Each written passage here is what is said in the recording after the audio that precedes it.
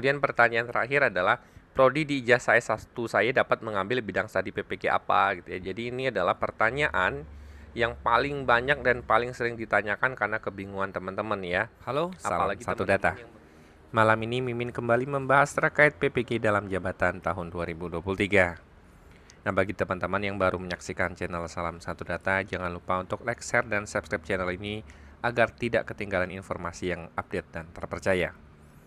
Nah, malam ini Mimin akan membahas terkait pertanyaan yang paling sering ditanya seputar PPG dalam jabatan tahun 2023.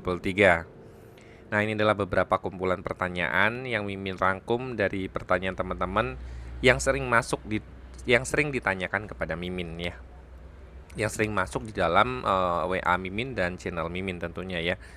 Nah, ini yang pertama adalah berkas asli atau fotokopi legalisir yang harus diupload. Nah, di dalam penguploadan berkas pendukung, teman-teman itu bingung nih, apakah berkas asli atau fotokopi ya. Jadi, sesuai dengan ketentuan, berkas yang diupload boleh yang asli jika ada, atau fotokopi legalisir sesuai dengan ketentuan yang berlaku. Jika daerah memiliki syarat dan ketentuan yang berbeda, silakan koordinasikan dengan Dinas Pendidikan dan BKP setempat atau Balai Guru Penggerak ya. Saat ini verifikator teman-teman untuk verbal itu adalah di Balai Guru Penggerak. Jadi bisa dikonfirm kalau teman-teman kenal dengan tim dari Balai Guru Penggerak bisa ditanya ya. Tapi di sini jelas ya, jika file yang teman-teman upload itu adalah asli, teman-teman tidak perlu legalisir. Tetapi jika itu hasil fotokopian SK-nya, berarti teman-teman wajib lakukan legalisir. Ini sudah jelas. Pertanyaan berikutnya adalah bagaimana dengan guru P3K yang belum menerima SK pengangkatan sebagai P3K? SK apa saja yang perlu diupload? Nah, ini Mimin ambil langsung dari situs PPG Kemdikbudnya ya. Jadi, bagi guru P3K yang belum menerima SK, maka dapat menggunakan SK dari instansi saat ini sesuai dengan ketentuan yang berlaku. Misalnya jika guru masih mengajar sebagai guru honor daerah di sekolah negeri, maka dapat mengupload SK sebagai guru honor daerah. Nah, ini juga bagi teman-teman yang keterima P3K tapi belum keluar SK P3K-nya, berarti kalau dari swasta tetap saja mengupload dari SKGTY-nya ya. Kemudian pertanyaan berikutnya, bagaimana dengan guru yang mengajar mapel prakarya karena tidak ada linearitas bidang studi PPG untuk prakarya dan kewirausahaan ya. Bagi guru prakarya dapat memilih bidang studi sesuai dengan prodi atau jurusan S1 atau D4 masing-masing. Misalnya bagi guru yang memiliki ijazah S1 Fisika dapat memilih bidang studi fisika pada jenjang SMA dan seterusnya.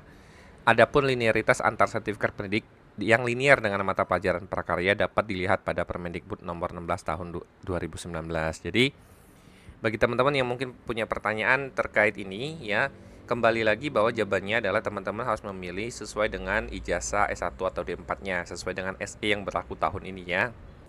Pertanyaan berikutnya, apakah kategori A nanti mengikuti prioritas lagi? Nah, sesuai dengan kategorinya, kategori A adalah bagi rekan guru yang sudah mengikuti seleksi akademik tetapi belum lulus. Jadi untuk kategori A akan tetap mengikuti pretest ulang. Dan ini juga banyak ditanyakan teman-teman yang dia tidak muncul lagi notif kategori A atau kategori B yang tahun kemarin sudah lulus seleksi akademik tetapi belum dapat penempatan. Ya memang teman-teman tidak masuk kategori A atau kategori B lagi. Jadi memang nanti teman-teman hanya menunggu konfirmasi kesediaan aja jika memang formasinya nanti ada ya untuk sasarannya muncul untuk mengikuti PPG tahun 2023. Jadi ini jawaban unofficial yang sudah Mimin tanyakan tapi belum rilis resmi ya. Nanti Mimin confirm lagi. Kemudian banyak yang bertanya lagi tentang nomor surat pada fakta integritas diisi apa gitu ya. Jadi sebenarnya tidak perlu dikasih, cukup ambil dari bagian fakta integritas sampai poin yang paling bawah. Jadi sebenarnya fakta integritas itu tidak perlu diisi nomor dan tanggal surat ini karena yang diambil sebenarnya bawah sampai atas. Karena yang membuat fakta integritas itu adalah diri kita sendiri. Jadi kita tidak perlu membuat nomor surat atau tanggal yang ada di sini. Nah, tetapi ada beberapa teman-teman yang menyarankan nomornya tetap ditulis saja bawaan dari surat lampiran. Jika teman-teman mau menuliskan surat nomornya dan tanggalnya, teman-teman bisa menggunakan yang ada pada nomor lampiran ini. Tapi sebenarnya tidak perlu seharusnya gitu ya. Karena kita membuat fakta integritas untuk diri kita sendiri yang bukan membawa nama institusi. Jadi sebenarnya kita nggak perlu ada nomor dan tanggal ini karena sudah tercantum di bagian bawah tempat kita menandatangani yang ada materainya. Pertanyaan berikutnya, bagi guru honor daerah yang mendapat undangan PPG dalam jabatan 2022 namun tidak memiliki SK Kepala Dinas maupun SK P3K, apakah dapat lolos seleksi administrasi? Jadi ini untuk tahun kemarin ya, not ini adalah informasi tahun kemarin, tetapi ini masih relevan harusnya sama seperti syarat untuk tahun 2023 ini. Semua guru yang mendaftar dalam seleksi administrasi PPG dalam jabatan 2022 harus memenuhi syarat administrasi sesuai dengan ketentuan yang berlaku. Bagi guru honor daerah harus memiliki SK sebagai guru yang ditandatangani minimal oleh Kepala Dinas Pendidikan setempat. Jadi memang bagi teman-teman dari honor daerah itu harus memiliki minimal tanda tangan oleh SK dari Kepala Dinas Pendidikan setempat itu minimal. Jadi teman-teman kalau punya dari bupati atau wali kota itu bisa ya. Tapi minimal ini ditandatangani oleh Kadis, minimal adalah surat penugasan. Kalau teman-teman swasta berarti ini harus dari GTY.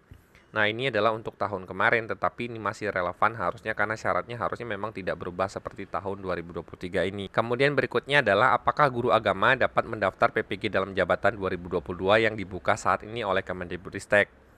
Nah, jawabannya adalah guru agama meskipun di bawah naungan Kemendikbudristek, jadi kalau teman-teman di bawah naungan Kemendikbud, bukan merupakan sasaran peserta PPG dalam jabatan 2022 dari Kemendikbud. Silakan mencari informasi PPG melalui Kementerian Agama. Nah, ini nanti teman-teman dari Simpatika, nah ya, dari Kemenak, teman-teman ikut PPG-nya nanti melalui jalur PPG Kemenak tentunya. Nah, ini juga untuk tahun kemarin, tetapi masih berlaku harusnya di tahun 2023 ini karena memang belum berubah ya. Mimin rasa ini juga belum berubah. Kemudian pertanyaan terakhir adalah prodi di ijazah S1 saya dapat mengambil bidang studi PPG apa gitu ya. Jadi ini adalah pertanyaan yang paling banyak dan paling sering ditanyakan karena kebingungan teman-teman ya. Apalagi teman-teman yang memiliki jenjang pendidikan lintas jenjang yang berbeda dengan saat ini ya. Misalnya ijazahnya S1-nya harusnya ngajar di apa, tapi teman-teman tiba-tiba misalnya ngajar di SD yang harusnya di SMA atau SMK. Nah, perlu teman-teman pahami ketentuan mengenai linearitas dimuat pada lampiran surat edaran tentang seleksi administrasi PPG dalam jabatan tahun 2023. Nah, surat edaran inilah yang mengatur teman-teman itu ijazah S1-nya dapat mengambil bidang studi PPG apa saja.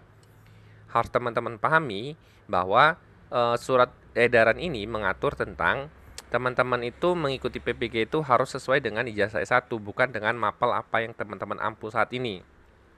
Misalnya teman-teman itu adalah seorang guru fisika, tapi saat ini ternyata teman-teman itu ijazahnya bukan fisika, misalnya tiba-tiba ngancolong jauh misalnya di matematika ya, teman-teman nggak bisa gitu ya, harus tetap ngambil adalah matematika.